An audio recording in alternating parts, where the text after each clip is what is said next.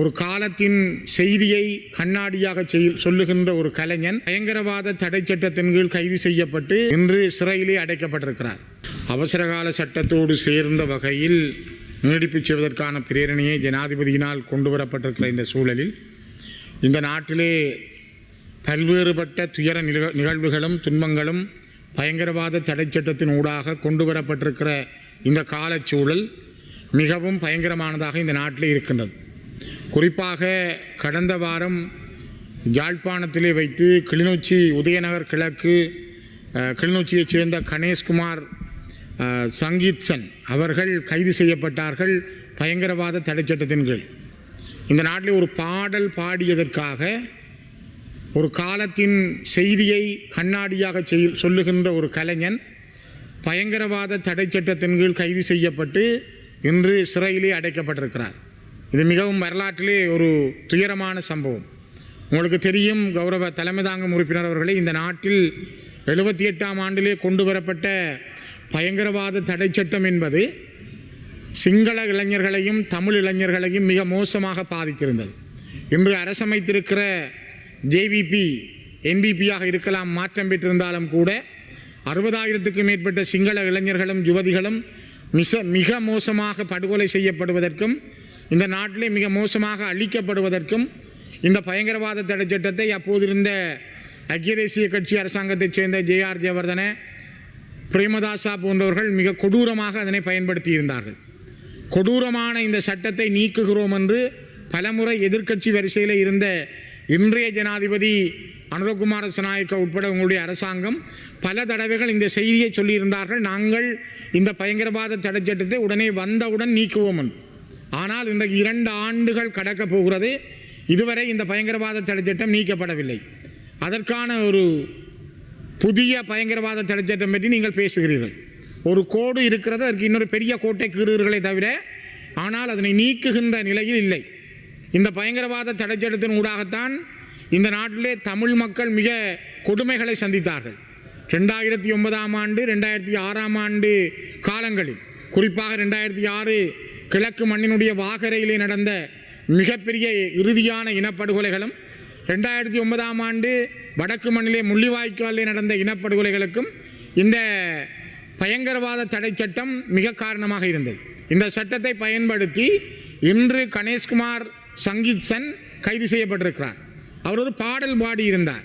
இந்த நாட்டிலே பாடுகின்ற உரிமை தடுக்கப்பட்டிருக்கிறதா அப்படி என்றால் இந்த சபையிலே நீங்கள் சொல்ல வேண்டும். பேசுகின்ற உரிமை தடுக்கப்பட்டிருக்கிறதா? தீபச்செல்வன் புத்தகங்களை எழுதியிருந்தார். இந்தியாவிலிருந்து வந்த புத்தகங்கள் சுங்க திணைக்களத்தில் தடுத்து வைக்கப்பட்டிருக்கிறது. எழுதுகின்ற உரிமை தடுக்கப்பட்டிருக்கிறது. பாடுகின்ற உரிமை தடுக்கப்படுகிறது. கூட்டம் கூடுகின்ற உரிமை தடுக்கப்படுகிறது. பயங்கரவாத தடை சட்டத்தை வைத்தே நீங்கள் இதனை செய்கின்றீர்கள். இன்று அதனை இன்னும் மெருகூட்டுவதற்காக இன்றைய சட்ட மூலத்தையும் ஜனாதிபதி தனக்கு இருக்கின்ற அதிகாரத்தை பயன்படுத்தி இதனை செய்கின்றார். ஜனாதிபதி ஏன் தனக்கு இருக்கிற அதிகாரத்தை பயன்படுத்தி சங்கீத்சனை ஏன் விடுதலை செய்யவில்லை?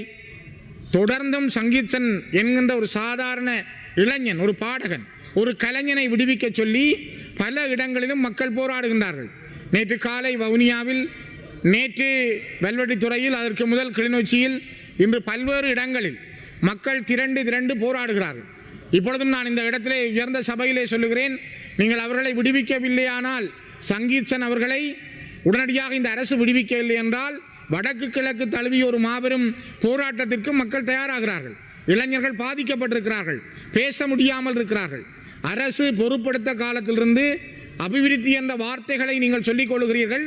ஆனால் அபிவிருத்தி என்பது நடந்ததாக தெரியவில்லை. கைதுகளும் அடக்குமுறைகளும் இந்த நாட்டிலே மிக கோலோச்சி மேலோங்கி இருக்கிறது. அண்மையிலே யாழ்ப்பாண மேல் நீதிமன்றத்தினுடைய நீதிபதியாக இருந்த அலெக்ஸ் ராஜா 2 மாதங்களில் திடீரென பதுளை மாவட்டத்துக்கு மாற்றப்பட்டார். அலெக்ஸ் ராஜா நீதவான் நியமிக்கப்பட்டு அவர் சில வழக்குகளை முன்னிலைப்படுத்துகின்ற பொழுது நீதியான நீதவான்கள் உடனடியாக கலைக்கப்படுகிறார்கள். இதேதான் முல்லைத்தீவில் இருந்த நீதவான் சுவர்ணராஜா அவர்களுக்கு நடைபெற்றது. ஆகவே நீங்கள் கொண்டு வருகிற சட்டம் மக்களுக்கான சட்டம், நீதிக்கான சட்டம் என்பது நீதித்துறையையே கேள்விக்குட்படுத்தி இருக்கிறது.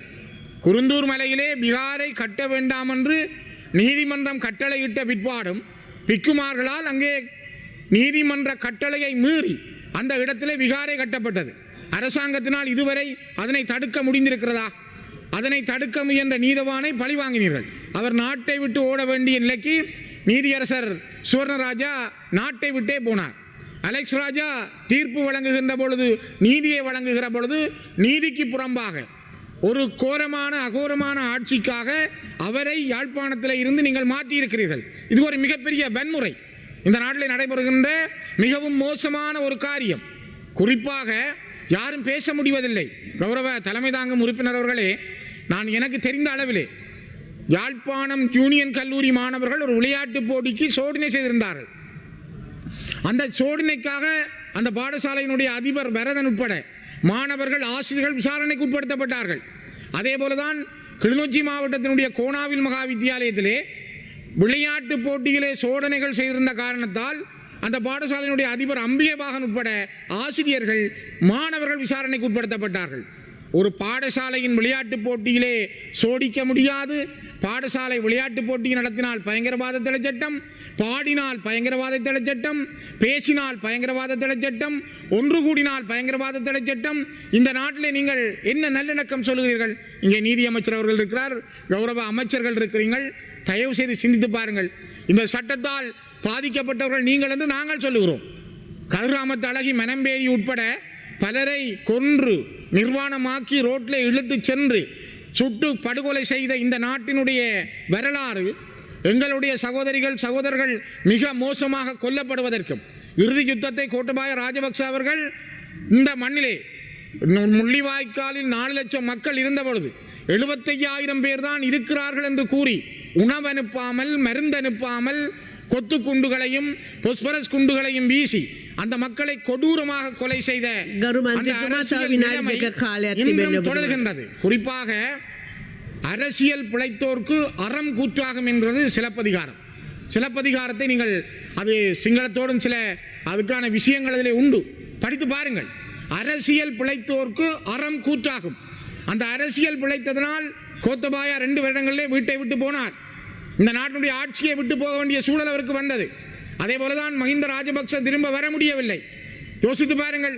ஆகவே நான் மீண்டும் சொல்கிறேன், இந்த மண்ணிலே கணேஷ்குமார் சங்கீச்சனுக்கு நடந்திருக்கிற துயரம், அல்லது தீபச்செல்வனுக்கு நடந்திருக்கிற துயரம் இங்கே தொடர்ந்தும் எத்தனை பேருக்கு நடக்க போகிறது? இது ஒரு கட்டியம் சொல்கிறது. முதலாவது ஒரு செய்தியை சொல்கிறது, இனிமேலும் இளைஞர்களுடைய சுதந்திரம் அடக்கப்படுகிறது. இதுதான் இந்த நாட்டினுடைய நல்லிணக்கம். நீங்கள் எப்படி நல்லிணக்கம் கொண்டு போகிறீர்கள்? 2 ஆண்டுகளில் கண்ட முன்னேற்றம் என்ன? இந்த நாட்டினுடைய முயற்சியிலே நீங்கள் கண்ட வெற்றி என்ன?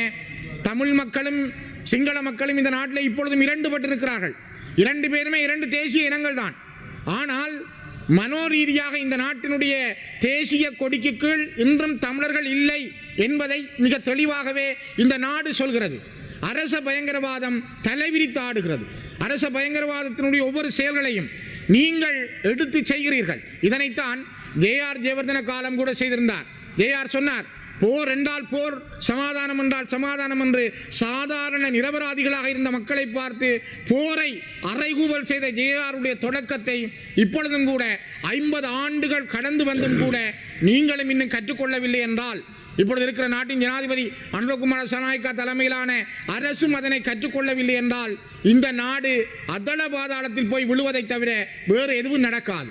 இந்த நாட்டினுடைய பொருளாதாரம் இன்னும் வளர முடியவில்லை. நாட்டினுடைய பொருளாதாரம் 2 நிமிஷம் தாருங்கள். நான் நினைக்கிறேன் தலைமைதாங்கும் உறுப்பினர் அவர்களே, இந்த நாட்டினுடைய நீதியும் நியாயமும் எல்லா இனங்களுக்கும் உரியதாக இருக்க வேண்டும், எல்லாருக்கும் உரியதாக இருக்க வேண்டும். நீதியரசர்களை நீங்கள் நினைத்தது போல் மாற்றவும், உங்களுக்கு ஏற்ற வகையில் நீதியரசர்களை நியமிப்பதும், அதனூடாக தீர்ப்புகளை வழங்குவதும் மிக மோசமானது. இதனைத்தான் அந்த குறிப்பிட்ட காலங்களில் தந்தை செல்வாவினுடைய மருமகனாக இருந்தவர் ஜே.ஆர். ஜெயவர்தனோடு மிக நெருக்கமாக இருந்தவர். அவர் எழுதிய புத்தகத்திலே அவர் குறிப்பிட்டிருந்தார், ஜே.ஆர். ஜெயவர்தன ஒரு முறை சொன்னார், தீர்ப்புகளை நாங்கள் எங்களுக்கு ஏற்ற மாதிரி எழுதுவோம். நாங்கள் யாருடைய மண்டையை உடைக்க வேண்டும் அல்லது யாருக்கு என்ன தீர்ப்பு வழங்க வேண்டும் என்பதை ஒரு நீதிபதிகளுக்கு கார் வாங்கி கொடுப்பதன் மூலம் அல்லது வீடு வாங்கி கொடுப்பதன் மூலம் எங்களால் தீர்ப்பளிக்க முடியும் என்று அத்துலத் முதலியும் ஜே.ஆர். ஜெயவர்தனமும் அந்த காலகட்டங்களில் 70களிலே சொன்ன வரலாறுகளை நான் மீண்டும் பதிவிடுகிறேன். ஆகவே பிரேக் ஆஃப் ஸ்ரீலங்கா, ஏ.ஜே. வில்சன் எழுதிய பிரேக் ஆஃப் ஸ்ரீலங்கா என்கிற புத்தகத்தை மீண்டும் ஒருமுறை படியுங்கள். அவர் மிக தெளிவாக ஜே.ஆரோடு நெருக்கமாக இருந்த ஏ.ஜே. வில்சன் எழுதிய அந்த புத்தகத்தினுடைய ஒவ்வொரு வரிகளும் இந்த நாட்டிலே தமிழ் மக்களுக்கு எதிராக சிங்கள தலைவர்கள் செய்த அநியாயங்களை சொல்லுகிறது. அதனால் தான் நான் மீண்டும் நான் வலியுறுத்துகிறேன், இந்த நாட்டினுடைய சங்கீச்சனை அவரை உடனே விடுதலை செய்ய உடனடி நடவடிக்கையை மேற்கொள்ளுங்கள். இந்த உயர்ந்த சபையினூடாக அவரை பயங்கரவாத தடை சட்டத்தில் வைத்திருக்காதீர்கள். அவரை உடனே விடுதலை செய்யுங்கள். நான் மீண்டும் வலியுறுத்துகிறேன்.